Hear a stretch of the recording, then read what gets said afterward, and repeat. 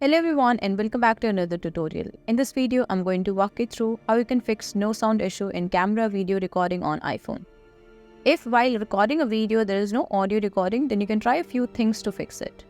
For that, first when you open camera and record a video, first check the camera has access to audio. For that, from the top right, scroll down to the control center bar and you will see camera at top. Tap on it. Here next to camera it says microphone, which means the microphone is enabled and working. However, if there is no audio, then the best thing to do would be to close the camera app and restart it.